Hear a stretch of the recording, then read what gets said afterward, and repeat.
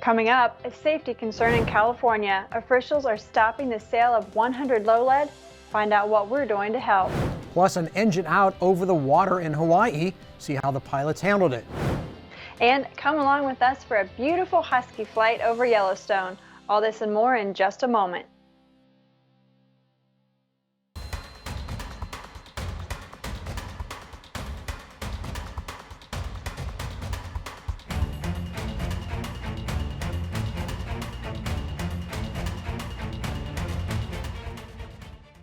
This is AOPA Live This Week with Tom Haines and Alyssa Cobb.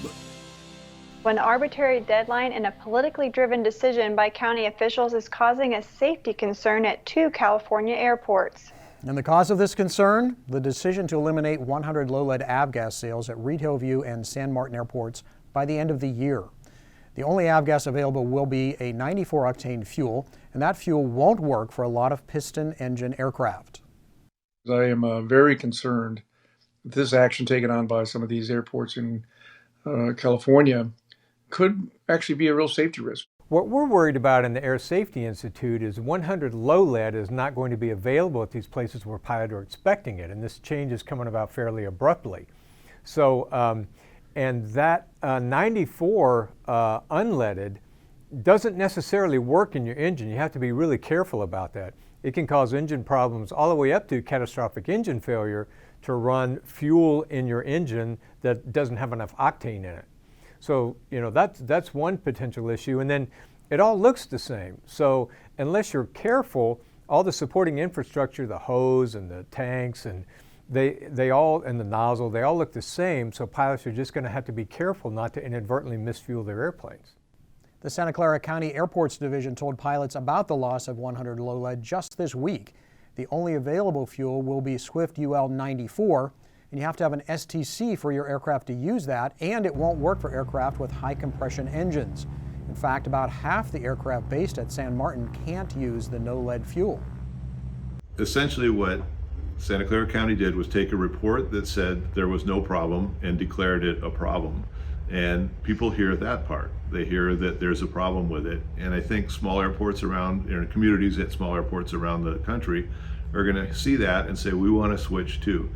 It's a little early. They really need to solve the problem with an unleaded 100 octane fuel that everybody can use. The report looked at blood lead levels in kids near the airports, but while the county said it was a problem, others noted there was no significant difference between kids near airports and kids in general in California. Nevertheless, the county banned 100 low lead. I've had several meetings with the FAA this week about this issue and asking them to step up. So there is a plan and a commitment among the general aviation groups and led by AOPA in a lot of ways to move away from it, but we want to do it smart, safely, and enough time for the industry to react so they can be done without interruption of fuel availability. So it's a pretty complex issue. And as Mark said, we need a smart transition here. We don't need to rush into something, eliminate 100 low lead at these airports where pilots could be flying in and expecting to find 100 low lead and thinking that maybe the 94 UL will be okay. And it might be if they have a low compression engine, but they still need an STC. If you have a high compression engine, you can't use it because, as Richard was suggesting, it can lead to detonation problems and ultimately perhaps to engine failure. So it's a real problem, and basically we just need these airports to slow down. We're making good progress toward unleaded fuel, and we just need a little more time.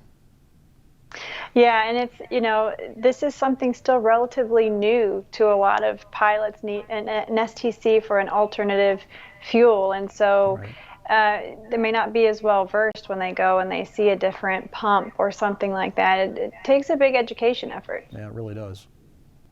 Well, and speaking of safety issues, there's a new wireless technology coming that's causing concern in the industry. In January, major wireless carriers are activating new 5G C-band transmitters. The problem? They may interfere with radar altimeters. These are crucial for helicopters, airliners, and many general aviation aircraft.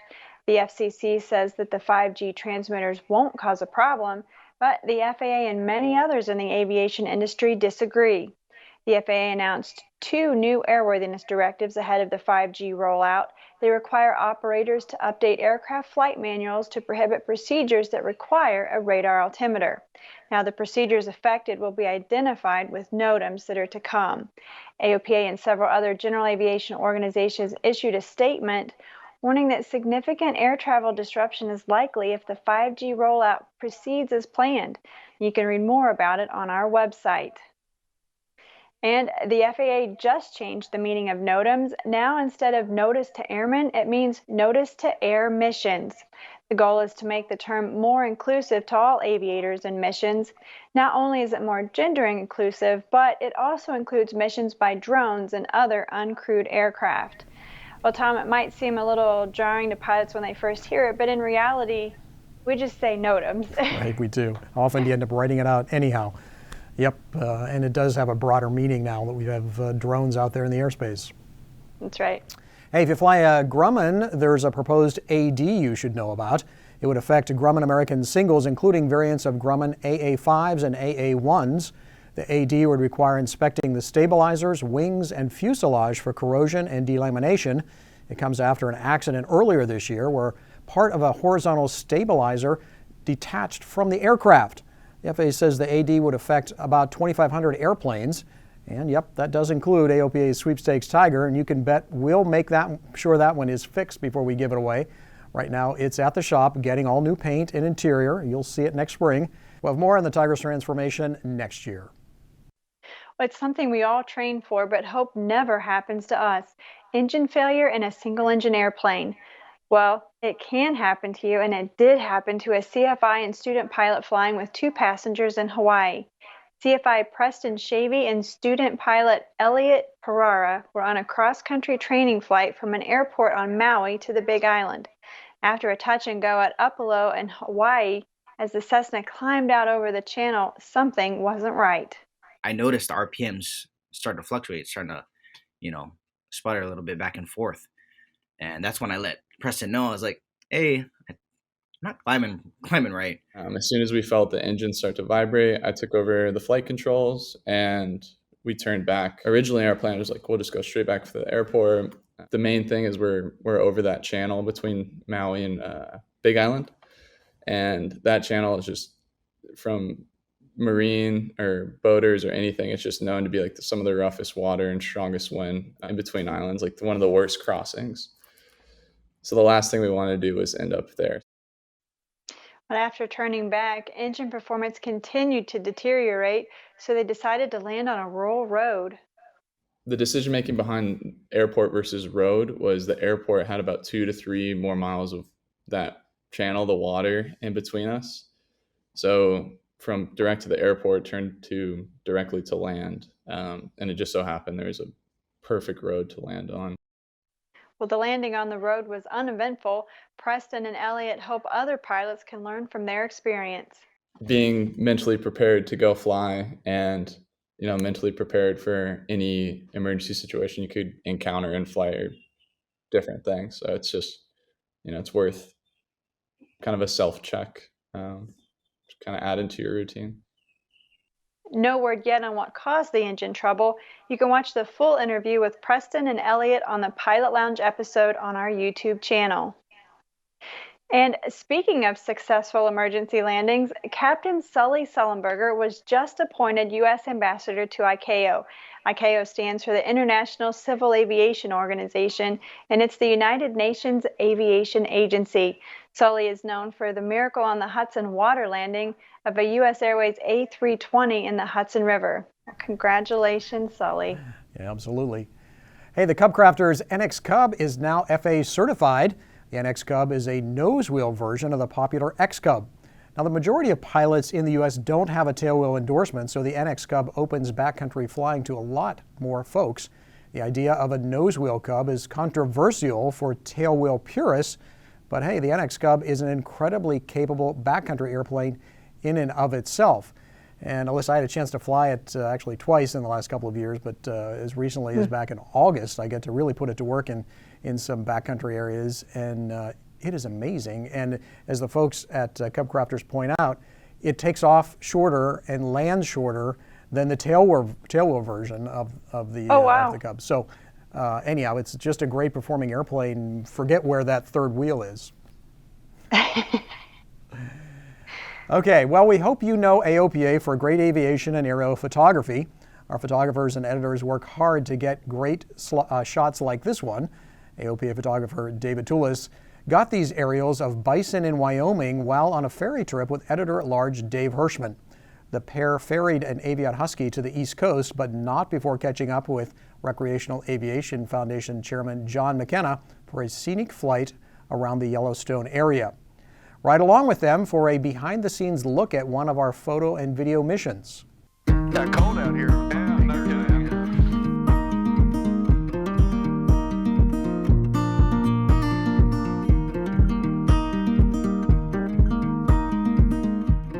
All right, we'll try to see if we can snap one of him with the working. Warning. With the devil. Terrain. Yeah, go. Terrain. Window open. Roger. So we're basically circling to gain altitude. Give us a little space to get up high. Yep. He wants to go by this summit here. I just want to make sure that we got plenty of right. If we can really do it. Right. That's a pretty impressive summit. Oh my gosh, it's huge.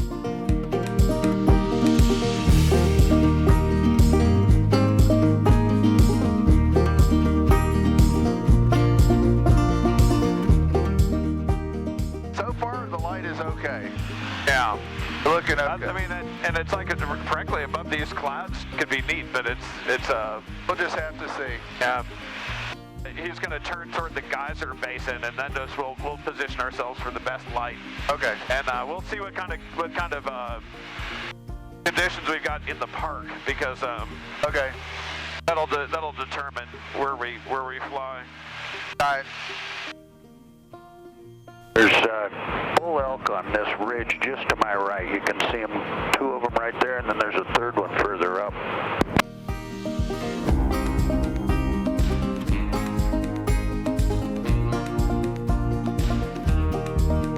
Okay, this might be a pretty picture coming up. Out the left side? Yeah.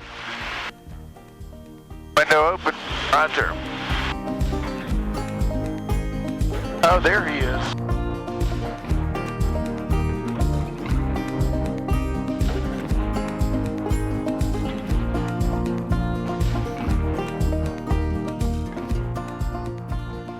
Oh, this is poetic. Let's get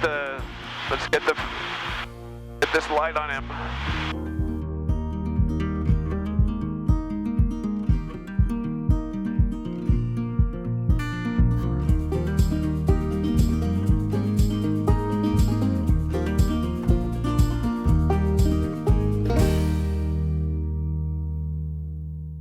We want to say a big thank you to Mark Dunkersley, owner of Husky November 141 US, for letting us use his airplane for that beautiful mission. Great stuff.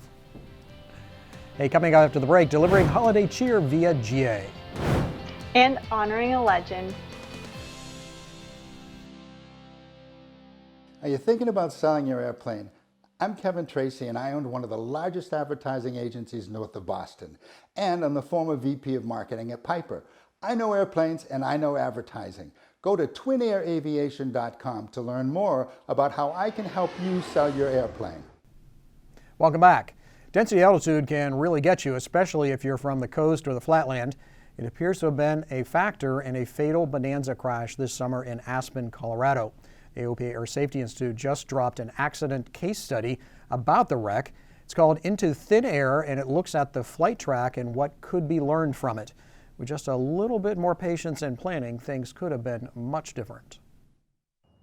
It's difficult to comprehend the impact that density altitude has on aircraft performance without experiencing it firsthand, especially for those who are used to flying over lower and flatter terrain, as was the case for these pilots from New York. The safety pilot held an ATP rating and was highly experienced, but we don't know to what extent he had experience in flying a normally aspirated piston airplane in high-density altitude conditions among some of the highest mountains on the continent.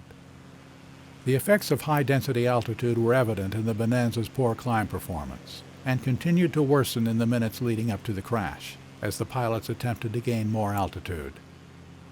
Precise mixture management is especially crucial at high altitudes in order to obtain the maximum performance from an engine. We don't know for sure if the mixture was properly leaned at takeoff, and if the pilots continued to lean for optimum engine power during the flight, but it could have significantly affected the climb rate. You can find this video on the AOPA Air Safety Institute website. Click on Videos, Accident Case Studies, and then into Thin Air. You know, all the good work of the Air Safety Institute is funded by your donations to the AOPA Foundation. And as we approach year's end, now is a good time to think about your tax strategies and charitable contributions. It's important to support those things that are dear to our hearts and have contributed greatly to our lives and our communities, like our passion for aviation. Contributions to the AOPA Foundation fund programs that membership dues don't cover, including the Air Safety Institute and You Can Fly program. The foundation offers several avenues for members to give back to a passion that has given so much to each of us. Options include a one-time or annual gift, as well as a means to remember general aviation in your estate through the Legacy Society. You can find more information at foundation.aopa.org/ways to give. Well, it's a boat, it's a plane, it's a sea glider. Regent is taking a different tack to make transportation more efficient. Their electric sea gliders fly in ground effect just above the water at up to 180 miles per hour. Imagine riding in that. The idea is to have the speed of an airplane with the operating costs of a boat. The company says it will be able to service routes up to 180 miles with existing battery technology. Now, as battery technology improves, they predict a 500-mile range. Sea gliders will use existing boat docks. Now, design comes from ex-Boeing engineers. They're working to bring the product to market within the next 5 years. And Archer Aviation just received FAA Special Airworthiness Certificate for their Maker aircraft. The all-electric urban air mobility vehicle will travel 60 miles at 150 miles per hour. Now, after testing on the ground, the company will do a hover test. Archer is partnering with automaker Stellantis to produce the aircraft. Well, meanwhile, magniX is working to electrify existing airplane models. Now they're working on an electric Robinson R-44 helicopter with a company called Tier 1 Engineering. Lung Biotechnology PBC is the launch customer for the ER-44. They will use them to fly donated organs for transplant. Now, magniX has electric power plants already flying in Beavers and Caravans. Well, happy birthday to Brigadier General Charles McGee. McGee turned 102 on December 7th. He's one of the few remaining Tuskegee Airmen. To celebrate, the Air Force flew McGee from Washington, D.C. to Randolph Air Force Base in Texas. He got a tour of the 99th Flying Training Squadron. Now, that group traces its roots back to the Tuskegee Airmen. McGee learned about the squadron on a tour, met several service members, and flew a T-1A Jayhawk simulator. So again, congratulations to General McGee. And finally this week, a Chesapeake Bay holiday tradition. For 53 years, pilots have been using airplanes to serve those who live on a remote island off the coast of Virginia.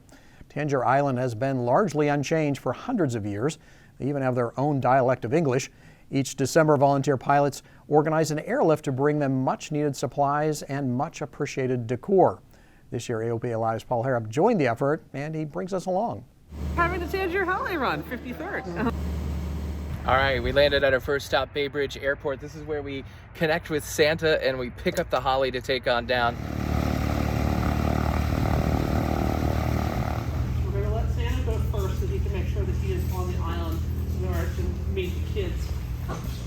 After that, we'd like those of you with faster airplanes to go first. Lord, guard and guide all those who fly through the great spaces of the sky. Be with him transversing the air in darkening storms or sunshine fair. Tangier Holiday Run is a tradition more than half of a century old, where pilots from throughout the region fly boughs of holly at the Tangier as a goodwill gesture for Christmas. Oh yeah!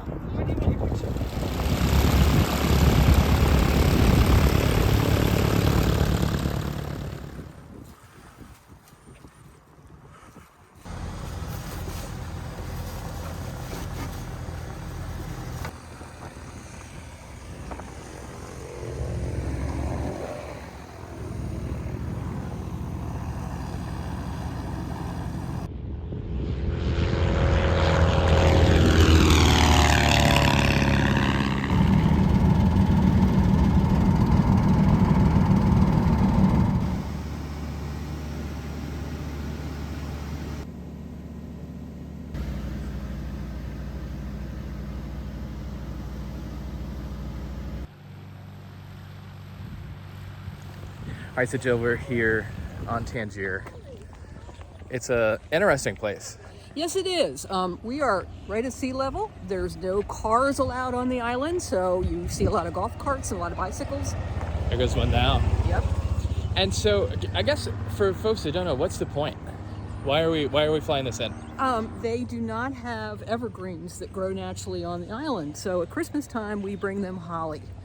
And we also bring supplies for the school and supplies for the shut-ins and seniors who could use some extra help. And the angel of the Lord appeared to them, and the glory of the Lord shone around them, and they were terrified. But the angel said to them, "Do not be afraid. I bring you good news of great joy." It's always a joyous occasion for us pilots to be able to come in and share some Christmas joy with folks here on Tangier. What's it mean to locals to have folks come in and say hello and bring some joy? It's wonderful. I mean, we look forward to it every year, and as it gets closer, of course, we couldn't do it last year, and so this is really special this year, where we couldn't do it last year, and the community looks forward to it. Well, over the years, the Holly Run has evolved with a lot of new traditions being added, and one of the newer things that we've been doing is fundraising for the island. There are a lot of older residents out here that struggle through the winter, especially with high waters and high winds, and we raise money that helps put roofs on homes, build ramps to get into homes, and help with mobility, sometimes pay for fuel oil or groceries as needed to help people get through the winter. During the early part of the pandemic, AOPA helped get the word out for pilots to avoid Tangier to help keep the isolated population from contracting COVID-19. The mayor says that everyone on the island who wishes to be vaccinated has been, and they'd welcome pilots to visit once again. Lorraine's, I gotta say, great crab cakes. Worth the trip. Tangier is one of my favorite fly-out places. Yes. I'm glad pilots can go back again. Yes, it's a fun visit. Well, that's all for the show this week. Thanks for spending your time with us. This is our last regular AOPA Live This Week episode of the year. We're taking some time off to spend time with family. Next week, we'll have a special dedicated to the amazing work of AOPA senior photographer Mike Pfizer. He'll be retiring at the end of the year. And we'll definitely miss him. But we'll be back again with a regular show January 13th. We leave you this week with some holiday cheer from Space Center Houston. The museum has an immersive Galaxy Lights experience to honor the International Space Station. Here's a tour via drone. Merry Christmas, y'all. We wish you a wonderful time with your family during the holidays. We'll see you next year.